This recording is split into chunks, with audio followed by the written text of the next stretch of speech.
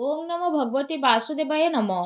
नमस्कार बंधुगण आपण मानक आम यूट्यूब चैनल को स्वागत। बंधुगण आज आम जाना 24 तारिखर दिनटी आपणकर किपरि कटिबो। आजिर दिन आपणकर किपरि साब्यस्त हेबो ता सहित जदि विशेष भाव में आम आपको कहबू केउ केउ जिनिस रे आपणको फायदा हेबो केउ सब जिनिस रे आपणको सावधानता अवलंबन करने को पड़िबो। आपणकर लव लाइफ किपरि रहइबो, क्यारियर किपरि रहइबो, बिजनेस आ व्यापार किपरि रहइबो ता सहित स्वास्थ्यर महत्वपूर्ण इनफॉरमेशन आमे आपण मानक ए भिडियो रे देबू। आ भिडियो शेष रे आमे आपणको गोटे उपाय विषय मध्ये कहबू जहाद्वारा आपण आज दिन को आहरी अधिक शुभ और मंगलदायक सब्यस्त करें। आग को भिड आरंभ करने पूर्व आमर आपण को रिक्वेस्ट जदि आपण आमर ये चैनल नुआ आछंती चैनल को सब्सक्राइब करंतु सांगरे नोटिफिकेशन बेल को मध्य ऑन करंतु जहाद्वारा समय समय रे नुआ नुआ भिडियो नोटिफिकेशन आपण पाखरे पहुंची जिवो। आसंतु जानिबा किपरि रहिबो आपणक पई 24 तारिखर दिन। जदि सबुठारु प्रथमे आमे आपणको कहबू कि कौन आपणको पई आज पॉजिटिव रहिबा पई जाउछि। जदि विशेष भाव में कहबा तो फ्रेंड्स आज आपणकर वित्तीय स्थिति रे काफी सुधारता आसीबो। अचानक ही धन प्राप्तिर नुआ अवसर आपणक जीवन रे देखिबा को मिलिबो जहा आपणकर भविष्यत रे आपणक पई गोटे बहुत बढ़िया आर्थिक जीवन रो निर्माण करिबो। शिक्षा क्षेत्र पई जदि कहबा बहुत भलो टाइमिंग रहिबो ता सहित आपण बहुत भलो उपलब्धि को विशेष भाव में प्राप्त करिवे। यह सहित आपणक भितर ऊर्जार सामंजस्य देखा मिलिबो।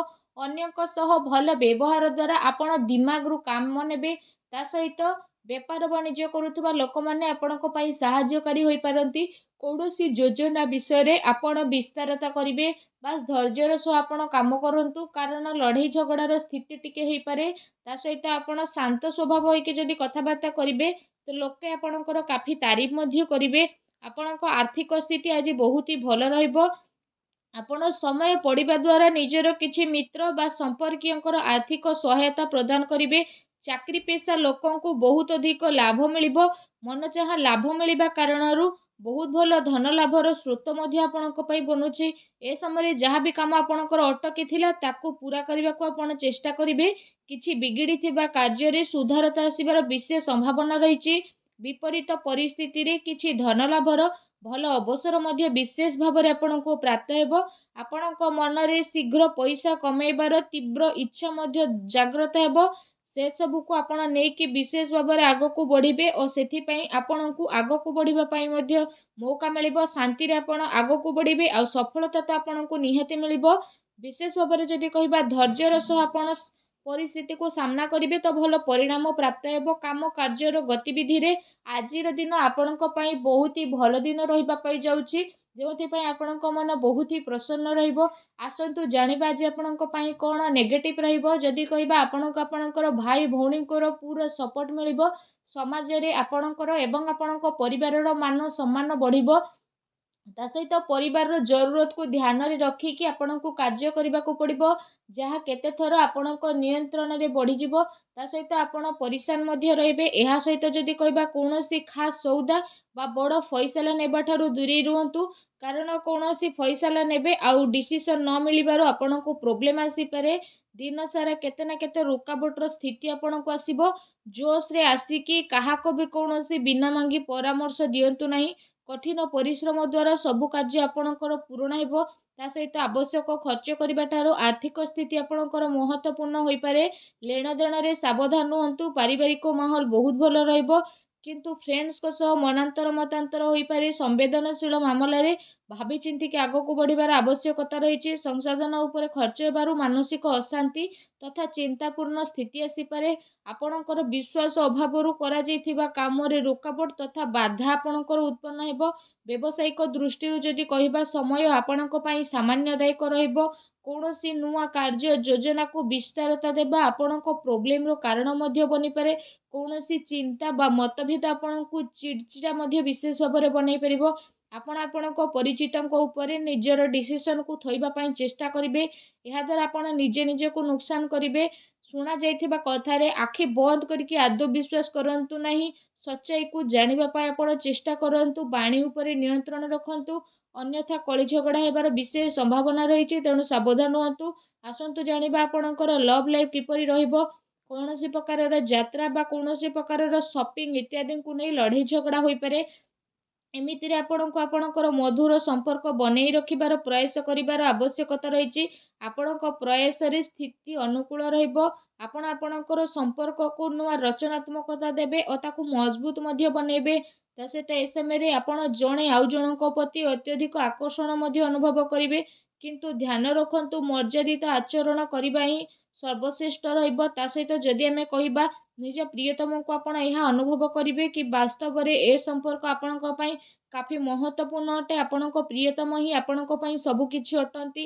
ଏ ଦିନ ଯଦି କହିବା ଆପଣଙ୍କ ପ୍ରେମ ଜୀବନ ଦୃଷ୍ଟିରୁ ଦିନ ବହୁତ ହି ଭଲ ରହିବ। ଏ ଦିନରେ ଆପଣଙ୍କୁ ଅବଶ୍ୟ ହିଁ ଲାଭ ଉଠାଇବାର ଆବଶ୍ୟକତା ରହିଛି।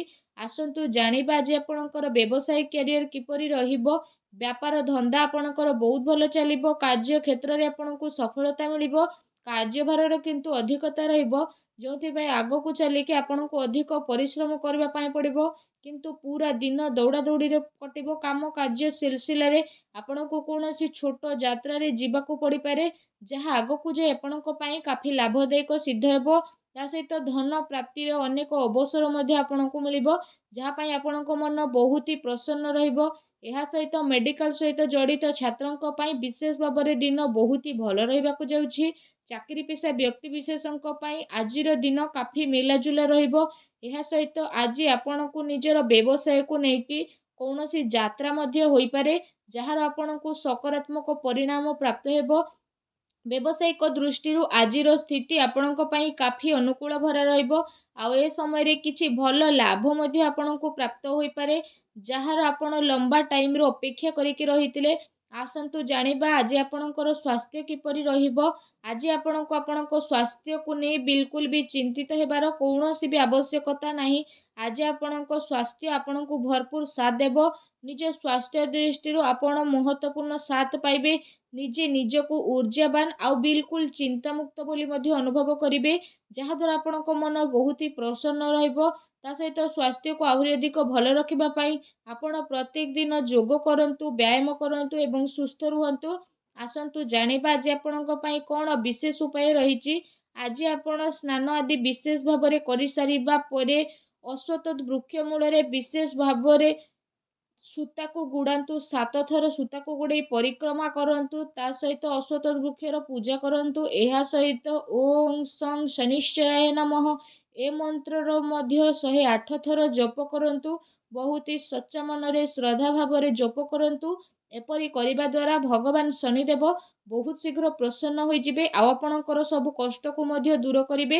ଆଉ ଆପଣଙ୍କ ଜୀବନରେ ଯାହା ବି ପ୍ରୋବ୍ଲେମ୍ ଚାଲୁଥିଲା ସବୁ ପ୍ରୋବ୍ଲେମକୁ ଶେଷ କରିବେ।